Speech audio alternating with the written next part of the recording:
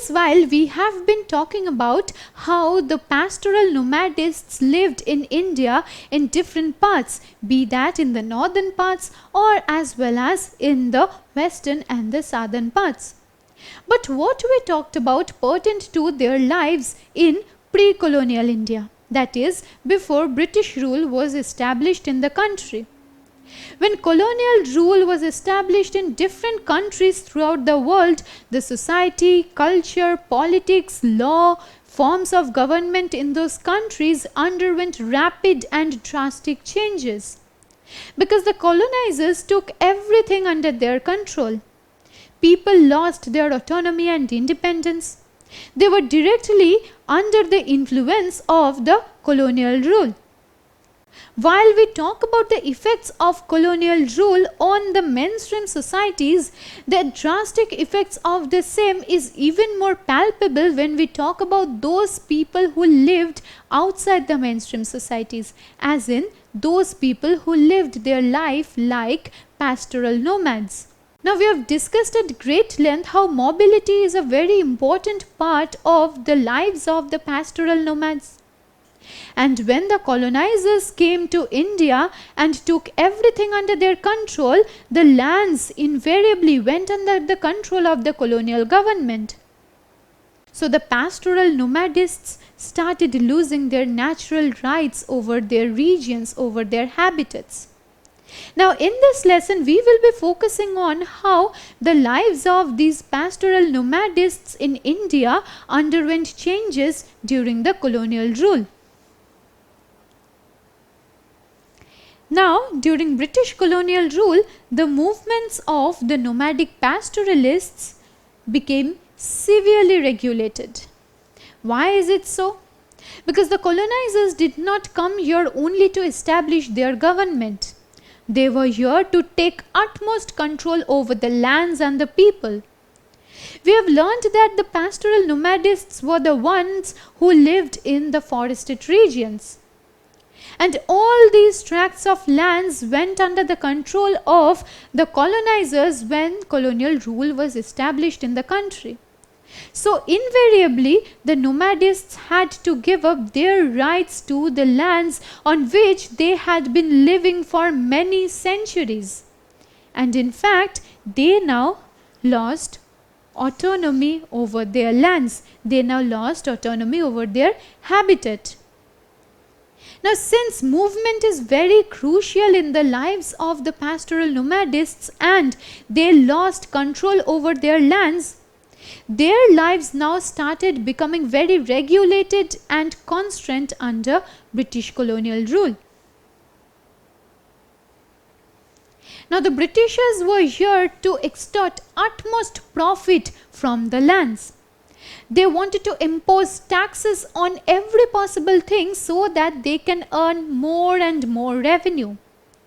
To this end, the Britishers imposed very heavy taxes on the use of forests.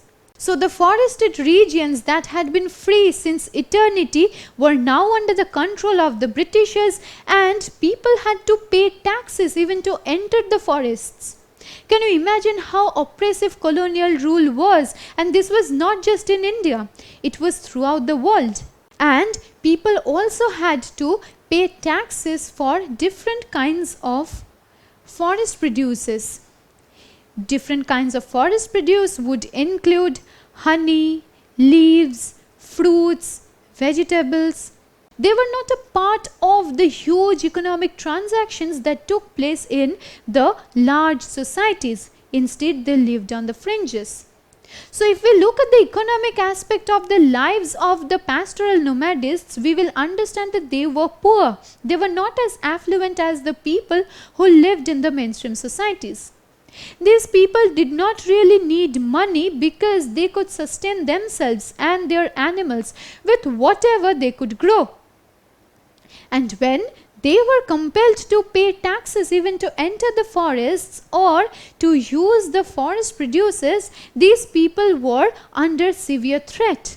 Their existence was jeopardized when the Britishers treated all these forests as their basic source of income. Now earlier on, the farmers and the pastoral nomadists had very good arrangements and cooperations in the sense that the grazing lands were left uncultivated. So the peasants used to cultivate their own tracts of lands, and the grazing lands were left open so that the animals of the pastoral nomadists could get their fodder from those grazing lands. Now the Britishers were here for earning more and more revenue, and they wanted to cultivate on all tracts of lands, which is why they now brought all grazing lands under cultivation. And when these grazing lands were brought under cultivation, it invariably meant that the former pastures were no longer available for the animals of the pastoral nomadists. Now making profit from the lands was the biggest intention that attracted the Britishers to India. And the lands here are huge, and they thought that if they can bring everything under their control, they will be able to cultivate those crops which were in demand in England. So, by bringing all grazing lands under cultivation, the colonial government could now grow crops in the likes of cotton, jute, wheat, and these were crops which were in demand in England. So in order to meet the growing demands of different kinds of things in England, all these lands were brought under cultivation. Now in order to bring all these lands under cultivation and organize cultivation in a proper kind of way, many wasteland rules were implemented and brought into effect by the British colonial government in India. But what do we understand by the wasteland rules? Whichever land was left uncultivated was considered a wasteland by the Britishers. Now the Britishers had a very utilitarian approach to the lands that they found in India. While we learnt that the pastoral nomadists shared a very intricate relationship with the lands, with the nature and environment, the Britishers were here only to cultivate as more as possible so that they can meet the growing demands of different food crops and cash crops in England. And if any tract of land was left uncultivated, if any tract of land was left as grazing lands for the animals, the Britishers now started considering this as wasteland. And all these uncultivated lands were then taken over by the colonial government. By this we can understand that all the pastures were now gone. Everything was under the control of the colonial government, and after taking over these lands were then distributed among select individuals by the colonial government. Now these select individuals were the ones who were in the good books of the colonial government, and in these lands new settlements sprang up. And in these settlements, the colonizers also decided who would be the head of the villages. Now all this was done in order to suit the imperatives of the colonial government. So from this, the bottom line would be that all grazing lands, all pasture lands of the animals of the pastoral nomadists were gone under colonial rule in India. Now after implementing the wasteland rules, the forest acts were also enacted in different parts of the country. And by these forest acts, the colonial government now categorized the forests in terms of their productivity. Well, how can forests be categorized in terms of their productivity? Let us now find out more about this. Firstly, there were the reserved forests. Well, what do we mean by the reserved forests? The reserved forests are the ones that produced valuable timber like deodar and sal. Now deodar and sal are very valuable in the sense that these are used for the making of furnitures and different kinds of things. And these were of great use to the Britishers, which is why the forests that produced these timber were now categorized as reserved forests. Now, do you think the pastoral nomadists were allowed to enter these reserved forests? Most definitely not, because the pastoral nomadists were not allowed to enter these reserved forests. Now, the Britishers were of the opinion that the pastoral nomadists were the ones who destroyed the forests because their animals grazed on the vegetation cover, which also caused the depletion of the vegetation cover. And at the same time, the animals trampled on the small saplings that grew in the forests, which in turn destroyed the forests and hindered the growth of new trees. And it is for this reason that the pastoral nomadists were not allowed to enter the reserved forests. Then there was another category of forests under the Forest Acts, which was known as the protected forests. Now, what do we mean by these protected forests? Well, in these protected forests, the pastoralists were allowed their customary grazing rights.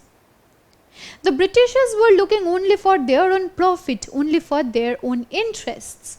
And these forests that produced valuable timber were the ones in which the pastoralists were not allowed to enter. Now, in these protected forests, various kinds of valuable timber was not grown, which is why the pastoralists were allowed their customary grazing rights, though their mobility was severely restricted. Now, all this while we have been harping upon the same point that mobility is a very essential part of the lives of the pastoral nomadists. Because if they cannot move from one place to another following the seasonal patterns in search of good pastures, their animals will not survive and they as a whole will be wiped out of existence. And if their mobility was restricted, how would they now live?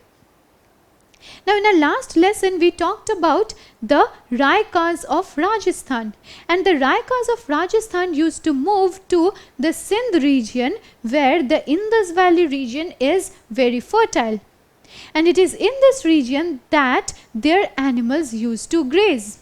Now, when the mobility of the pastoralists was severely restricted, they were not able to freely move from one region to another. They were not able to look for good pastures and grazing lands for their animals, causing the deterioration of the cattle, causing the death of their livestock. Now, before proceeding with this lesson, let me ask you a question. Forests that produced timber were categorized as dash under the Forest Acts. Was those categorized as the reserved forests or as the protected forests? Which of these would you think is the correct answer? Well, the correct answer is reserved forests. The reserved forests are the ones that produced valuable timber like deodar and sal, which is why the pastoralists were not allowed to enter these reserved forests. Now, along with instituting the Forest Acts, they also brought into being the Criminal Tribes Act. Now, the Britishers, along with bringing the lands under their control, were of the intention, of the motive of bringing the people and all the masses under their control. Because colonization extends not just to the lands but to the people as well, to their systems of governance as well. And if the Britishers failed to bring the people under their control, they would not be able to colonize the land in the truest sense of the term. Now, from the beginning itself, the Britishers were suspicious of these people who moved from one region to another throughout the year, because they were afraid that these people were the ones who did not settle down, which is why these people were the ones on which different kinds of laws cannot be implemented. And to this end, in the year 1871, the colonial government in India passed the Criminal Tribes Act. Well, what was this act intended to do? This act classified many communities of craftspersons, traders and pastoralists as criminal tribes. Since the Britishers were afraid that these people were very suspicious, they now categorized these people as criminals. It is as if they were not good people simply because they did not live in proper settlements in the mainstream societies. Now this act was intended to do a very particular thing. This act was supposed to keep these communities or criminals, as the Britishers put it, under the control of the colonial rule. They wanted to confine and restrict them within specific village settlements. Now their mobility was severely restricted under colonial rule, and more so with the Criminal Tribes Acts. Now certain villages which were outside the mainstream societies were now designated for these criminals to live in. And they were not even allowed to leave the villages without seeking permission from the colonial officers. So can you understand how the lives of these pastoral nomadists who had lived freely for many centuries were now put to jeopardy? They were not able to do whatever they have been doing for many centuries. They were not allowed to move between different forests. They were not allowed to move out of these confined village settlements in search of proper pastures and grazing lands for their animals.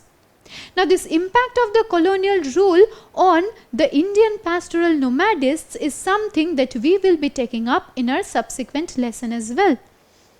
Don't forget to subscribe to our channel and hit the bell icon. You can also register for free at DeltaStep.com or download the DeltaStep app to learn one-to-one with our amazing teachers, or to get access to all our 5,000 plus amazing videos as per your school syllabus. Master each topic with our adaptive practice technology. Get million-plus questions with step-by-step solutions and unlimited mock tests. Get all your doubts resolved instantly. Learn via games and win amazing prizes like PlayStations and iPads. So at DeltaStep, learning is not just fun and easy, it's rewarding too. So register for free now.